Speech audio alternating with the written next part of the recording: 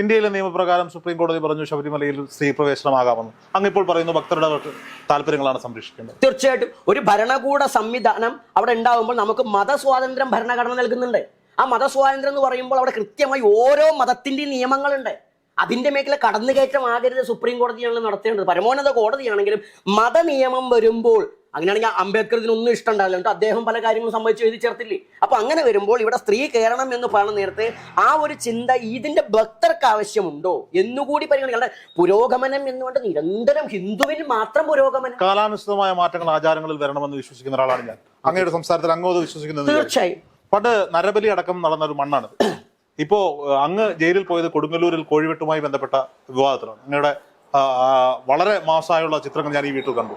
അങ്ങ് വേറൊരു വേഷത്തിൽ, അങ്ങ് പറഞ്ഞ ചണ്ടാള വേഷത്തിൽ അങ്ങ് നടന്നു വരുന്നൊരു വേഷം, അവിടെ നടത്തിയ പ്രകടനങ്ങളുടെ സമരങ്ങളുടെയൊക്കെ വീഡിയോ ഇപ്പോഴും യൂട്യൂബിൽ അവൈലബിൾ. അപ്പോ നരബലി മാറ്റി വെക്കാമെങ്കിൽ മൃഗബലിയും മാറ്റി വെച്ചു പറ്റില്ല. മനുഷ്യനെ ഇവിടെ ആരും തിന്നുന്നില്ല. മൃഗത്തെയും പക്ഷിയെയും നിയമം അനുശാസിക്കുന്ന എല്ലാത്തിനും ഇല്ല. ആനേനൊന്നും തിന്നാൻ പറ്റില്ല, അല്ലെങ്കിൽ മയിലിനെ പിടിച്ച് തിന്നാൻ പറ്റില്ല. തിന്നുന്നവരുണ്ട് നമ്മുടെ നാട്ടിൽ നിയമം അനുവദിക്കുന്നില്ല. നിയമം അനുവദിക്കുന്ന മത്സ്യമാംസാദികൾ ഇവിടെ കഴിക്കുന്നു എങ്കിൽ, അതിന് നിയമം അനുവദിക്കുന്നു എങ്കിൽ വിശ്വാസപരമായിട്ട് ഇതിനർത്ഥത്തില്ല. കാരണം എന്താ വെച്ചാൽ വിശ്വാസമില്ലാണ്ട് ഇറക്കുമ്പോഴും വിശ്വാസം ഇറക്കുമ്പോൾ വേറൊന്നുമില്ല. വിശ്വാസി ഇറക്കുമ്പോൾ അതിന് കുറച്ചുകൂടി റെസ്പെക്ട് കൊടുക്കേണ്ട ഇറക്കുന്ന നേരത്തെ. മറ്റേത് തന്നെ കേവലം ഒരു ഭക്ഷണ പദാർത്ഥമായിട്ട് കാണുന്നു. അതുകൊണ്ടാണ് അത് ശരിയാണെന്ന് തോന്നുന്നത്. അല്ല നിയമം കൊണ്ട് പറയുകയാണ് ഇവിടെ മാംസഭക്ഷണം ഭാരതത്തിൽ വേറെ. ആചാര സംരക്ഷണത്തിന് വേണ്ടിയുള്ള സമരമായിരുന്നില്ല, സിസ്റ്റത്തിനെതിരെയുള്ള ഒരു സമരമായിരുന്നു ഞാൻ പറയും. രണ്ടുമുണ്ട്. നമ്മൾ വർഷത്തിന്റെ കാര്യമല്ല. ചണ്ടാള ബാബ ഒരേ സമയം, ചണ്ടാളയുടെ സിദ്ധാന്തം കൗളമാണ്. കൗളത്തിന്റെ പ്രത്യേകത യോഗം മാത്രമല്ല, യോഗഭോഗാത്മകമാണ്. യോഗം പ്ലസ് ആത്മീയത പ്ലസ് ഭൗതികത. അപ്പൊ രണ്ടുമില്ലാണ്ട് നമ്മൾ ഒരു സമരത്തിലും നിൽക്കില്ല. ഞാനത് പറയാനുള്ള കാരണം, ശബരിമല വിഷയത്തിൽ അങ്ങ് പറഞ്ഞു ആവണമെങ്കിൽ ആകാം, ഭക്തരുടെ ഇഷ്ടത്തിന് വിട്ടുകൊടുക്കുക. പക്ഷെ ഇവിടെ എടുത്ത തീരുമാനം അങ്ങനെ അവിടെയും അങ്ങോട്ട് പറയാം. ഇത് പറഞ്ഞ നമ്മൾ തന്നെയാണ് വിശ്വാസ സംരക്ഷണത്തിന് വേണ്ടി വേദിയിലേക്ക് എത്തിയത്. ഈ വ്യവസ്ഥക്കെതിരെ ശക്തമായി കൗമുദി ചാനലിന്റെ വാർത്ത ഇപ്പോഴും ഈ യൂട്യൂബിലും.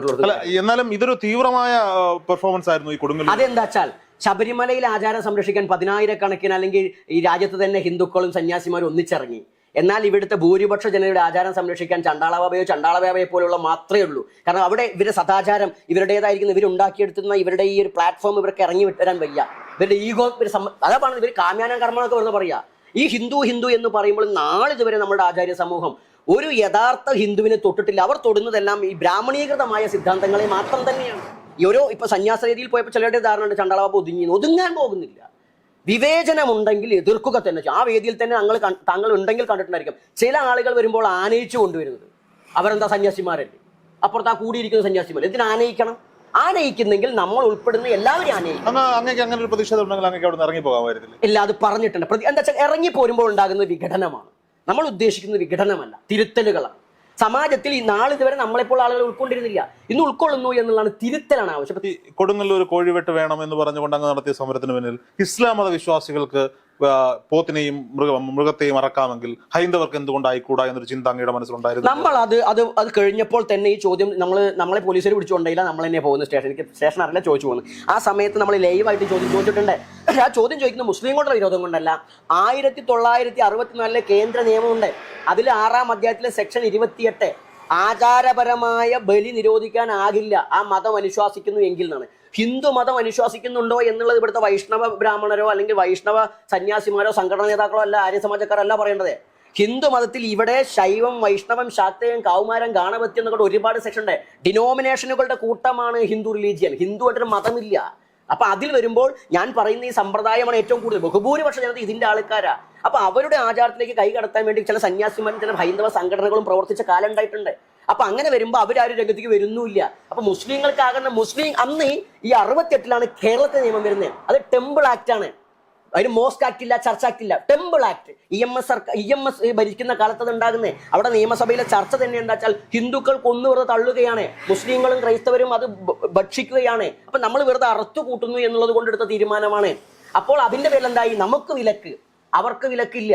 അപ്പോൾ അത് പാടില്ല. കാരണം ഇവിടുത്തെ സർക്കാരുകൾ ഞാൻ രാഷ്ട്രീയമല്ല പറയുന്നു, പക്ഷെ മറിച്ച് മതേതരത്വം പറയുകയും എല്ലാവർക്കും വേണ്ടി സംസാരിക്കുകയും ചെയ്യുന്ന ആളുകൾ എന്തുകൊണ്ട് ഇത്തരം ഒരു കാര്യം ഇവിടുത്തെ പാണന്റെയും പറയന്റെയും അല്ലെങ്കിൽ കൂലിപ്പണിക്കാരന്റെയും കർഷക തൊഴിലാളികളുടെയും ഒക്കെ ആളുകളാണെന്ന് പറയുന്ന ഭരിക്കുന്നവർ തന്നെ അവരുടെ സ്വത്വത്തെ നശിപ്പിച്ചു. അവർ ബ്രാഹ്മണിസത്തിനെതിരാണെന്നാ പറഞ്ഞുകൊണ്ടിരിക്കുന്നേ. പക്ഷെ അവർ സ്ഥാപിക്കാൻ ശ്രമിക്കുന്നത് ബ്രാഹ്മണിസമല്ലേ?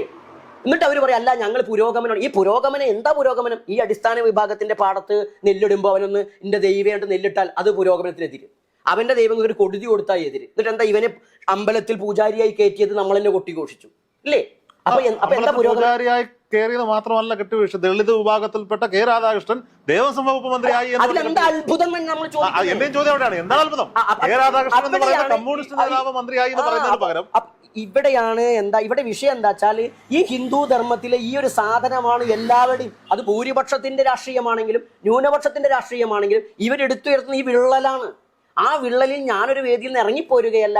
അവിടെ എന്താണ് ശക്തമായി നിൽക്കണം. ഇന്നലകളിൽ ശക്തമായി പുറത്തു നിന്ന് ഉറക്കെ വിളിച്ചു പറഞ്ഞപ്പോൾ നമ്മൾ മനസ്സിലാക്കിയ വെച്ചാൽ അവർ ശത്രുവാണെന്ന് നമ്മളെ കണ്ടേ.